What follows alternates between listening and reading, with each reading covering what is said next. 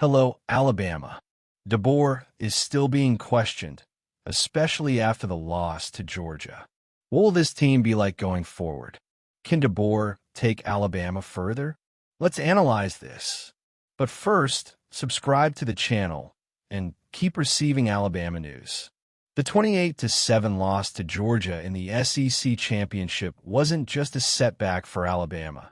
It was a disturbing confirmation of what many fans have been feeling for some time. The 2025 season, marked by highs and lows, made it clear that the program is in a moment of transition, perhaps more turbulent than could have been predicted after Nick Saban's departure. And now, with Kalen DeBoer at the helm, the question echoes, what happened to the Bama standard? It's not easy for those who follow college football to see Alabama in its current state. In recent years, under Saban's leadership, the games were synonymous with strategic excellence, tactical discipline, and a relentless mentality that simply did not accept defeat. Today, however, something seems to be missing.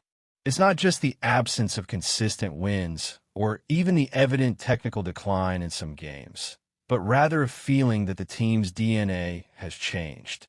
And this inevitably begins with Kalen DeBoer's leadership. DeBoer arrived at Alabama with the difficult mission of succeeding a legend. From the beginning, he knew he would be judged not only on the team's performance, but also on how he kept the flame of the team's tradition alive. However, so far, his management has been marked by inconsistencies. The numbers speak for themselves. A 10-3 record may be respectable for some programs, but for Alabama, it represents a setback. The team seemed promising at times during the regular season, especially in the wins against Vanderbilt and Georgia, but the collapse at the end of the season exposed weaknesses that go beyond the statistics. The first question mark falls on the quarterback position, always crucial in college football. Ty Simpson had moments of brilliance, but his performance in the SEC championship was disappointing. Comparisons to Jalen Hurts are inevitable, and they arise not by chance, but because big decisions need to be made when things aren't working. Nick Saban never hesitated to make drastic changes, like trading Hurts for Tua Tagovailoa, even if it was unpopular. Why didn't Kalen DeBoer try an alternative? This lack of tactical flexibility raises questions about his ability to adjust the game in real time and adapt to circumstances. But the problem isn't just on offense. Defensively, Alabama also showed glaring flaws against Georgia. The defense, once known for its ferocity and ability to intimidate opponents, seemed disorganized and without answers to the Bulldogs' offensive advances. This reflects a possible disconnect between DeBoer's coaching style and the team's traditional identity. As Bartman pointed out in his message, it seems the players no longer possess the sense of self-pride and motivation that always characterized Alabama. They don't play as if every game is a matter of life or death, as they did in Saban's time. This emotional and psychological decline is worrying and needs to be addressed urgently. Another relevant aspect is the external context. Alabama has faced significant challenges this season, including major injuries and transfer losses. However, other programs have managed to thrive even in the face of similar difficulties. This suggests that part of the problem may lie in internal management and the inability to maximize available talent. The overall impression is that the team lacks a clear and cohesive plan to rebuild its identity. Without this, it will be difficult to compete at the level expected by fans. Skydog and Tom's criticisms also deserve attention. The lack of entertainment in Alabama's games is a worrying symptom. College football isn't just about winning. It's about creating an engaging experience for fans. When the team plays predictably and without creativity, it loses the interest of even its most loyal followers. And that's something that needs to be corrected quickly. Alabama needs to recover not only its competitiveness, but also its mystique. However, it would be unfair to completely dismiss Kalen DeBoer's work. He inherited a program in transformation and still has time to adjust its course. To do so, he will need to make difficult decisions, especially regarding the development of young talent and building a more balanced team. Entering the playoffs, while building on past achievements, offers an opportunity for redemption. It will be interesting to see how the team performs under this added pressure. Alabama is experiencing one of those moments where fans look around and wonder when, after all, the world of college football turned upside down. The arrival of the NIL changed everything: budget, priorities, pace of evolution, and even the way a winning program is built. And while some programs pour millions in without hesitation, the inevitable discussion arises: should Alabama follow the path of Texas Tech and Indiana? Just observing the scenario reveals how radically the game has changed. Texas Tech invested close to $28 million just to assemble its 2025 season roster, and the return was immediate. An absolute Big 12 title and a spot in the Orange Bowl for the first time. It's a clear picture of how certain programs are treating the NIL as direct fuel for victories, without disguise. Indiana, in turn, found its competitive leap in a movement that began with President Pam Whitten, someone who already understood the strategic importance of college sports. But the real turning point was the arrival of Mark Cuban, a billionaire and former student, backing the NIL as if deciding to turn the key to a project. Suddenly, Indiana, historically distant from the elite, began to compete for attention in a market that has never been so aggressive. It's fair to look at this scenario and ask where exactly Alabama fits in. Is the program still spending? Yes. Is it just a matter of money? Probably not. There's something deeper at play: adaptation, transition, adjustments to the post-Saban era. And this context became even more evident in the SEC championship game, when the offense stalled worryingly without key players. Jam Miller, injured, was missed in every attempt to establish the running game. Josh Cuevas, who had been improving throughout the season, also couldn't help. Without these two, the offense lost its identity, lost consistency, lost alternatives. It's true that many times in the past, Alabama survived this type of problem naturally. Saban had enough depth to weather storms without losing direction.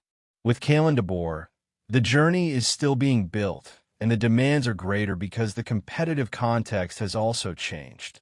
The negative rushing yardage balance against Georgia clearly shows this difference. Ty Simpson, in crucial moments, was clearly trying to do more than the plan allowed. Some blame the coaching staff for the lack of collective development, but there is a clear limit. Jalen Hurts won't simply step onto the field by chance. And if he ever shows up there again, it will only be to cheer for Oklahoma. And that says a lot about where we are. In fact, the debate arose about benching Simpson before the playoffs. The answer, however, is simple. No, it's not the right time. During the second half against Georgia, some expected Austin Mack to start warming up, but the scenario wasn't ideal to pull that trigger. Putting such a young quarterback on a stage of that size, against a defense of that level, would be reckless.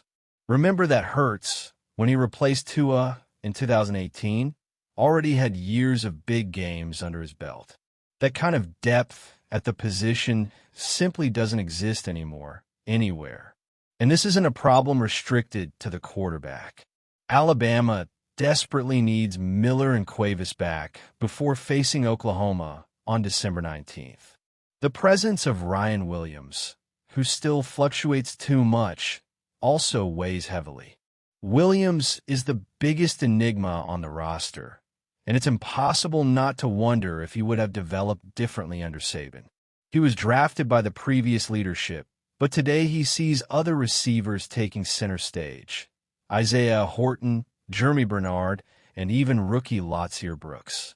This doesn't mean Williams doesn't have the potential to explode. It just exposes a pattern that has been repeating itself in 2024 and 2025. Talented players who can't finish the job. The truth is that Alabama has experienced a regression in areas where it previously set trends. Milroe finished last season with a drop in production. Now, both Williams and Simpson struggle to translate talent into dominant execution. And with Oklahoma in the way, the fans' plea is as simple as it is desperate: a quarterback who can win this game. Because beating Oklahoma has never been trivial.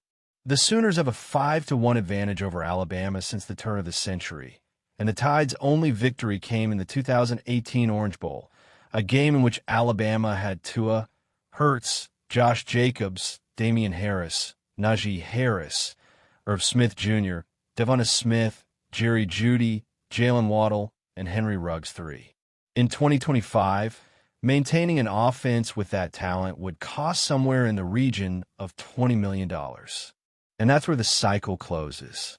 The NIL changed everything. It changed the price of competing. It changed the price of maintaining depth. And now what? A good question, actually. The atmosphere surrounding Alabama right now is one of tension, expectation, and at the same time, a curious serenity among those who truly know the inner workings of college football. The explosive reaction from some fans after the announcement of the playoff matchup against Oklahoma surprises no one, but the tone adopted by Paul Feinbaum, one of the SEC's most influential commentators, is noteworthy.